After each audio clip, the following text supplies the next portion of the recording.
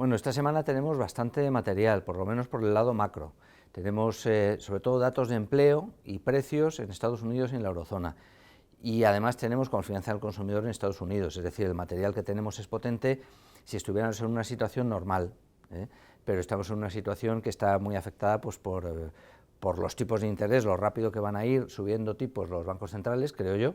y eso en parte es consecuencia de una guerra que está en marcha y que nos afecta a todos, elevando los precios, ¿no? Entonces vamos a ordenar un poco ideas. Primero vamos a ir con lo que tenemos esta semana en el plano macro y cómo puede influir, ¿no? Tenemos, como digo, inflación en Estados Unidos y en la eurozona,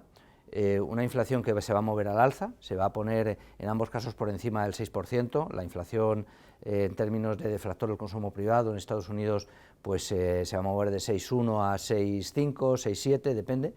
y en la eurozona sale Alemania y sale eurozona, se va a poner Alemania desde 5,1 a 6%, a 5,9, y en la eurozona pues se moverá hacia el entorno casi del 7%. Por lo tanto, vamos a empezar a ver ya cifras de inflación en la eurozona potentes, del entorno del 7%. Y en cuanto a empleo, va a seguir mejorando, ¿no? La tasa de paro va a caer, es muy probable que caiga en la eurozona también, está en 6,8, caerá a 6,7, y en Estados Unidos pues está en 3,8, pues se irá hacia 3,7, con una creación de empleo potente, como ya hemos visto en los últimos días, porque la semana pasada ha salido una creación de empleo durante la semana, lo que se llama paro semanal, que cuanto menos sea mejor, pues salió inferior a 200.000, que es una cifra muy buena, ¿no? De manera que tenemos empleo bien y tenemos precios al alza, con un desacoplamiento claro entre Estados Unidos y la eurozona muy afectada por las consecuencias de la guerra, y Estados Unidos esto lo contempla desde lejos, ¿no? Y por eso tenemos que elevar un poco la perspectiva, porque esta macroeconomía pues no nos va a influir mucho. Lo que yo creo que va a suceder es que entramos en una etapa pues, de desaceleración progresiva, de aterrizaje del mercado, un mercado que está reaccionando muy bien ante esta guerra y ante la elevación de precios, y que poco a poco se va a ir situando en su contexto, porque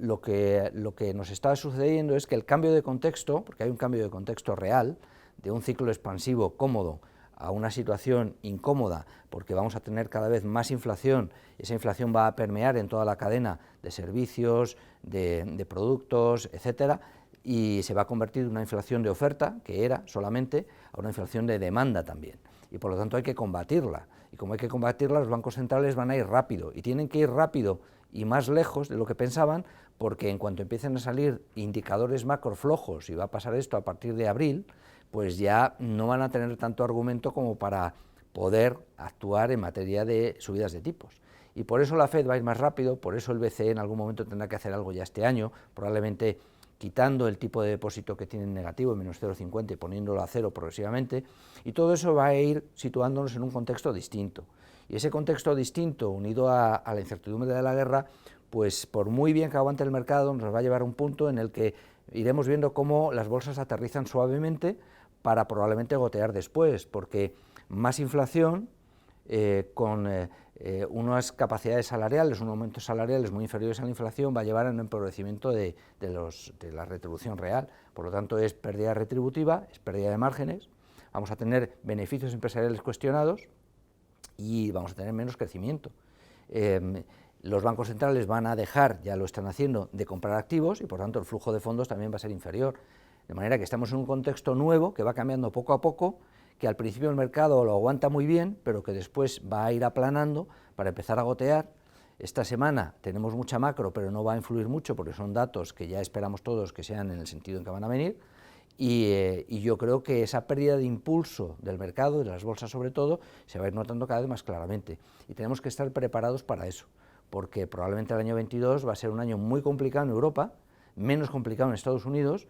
y desde luego no solamente complicado desde el punto de vista de las bolsas, sino también de los bonos, que van subiendo sus tires, porque los bancos centrales van subiendo tipos, y ese nuevo contexto pues es más difícil que el que teníamos. Y si además viene una guerra, pues es todavía un poco más difícil que el que teníamos. De manera que hay que estar muy prevenidos sobre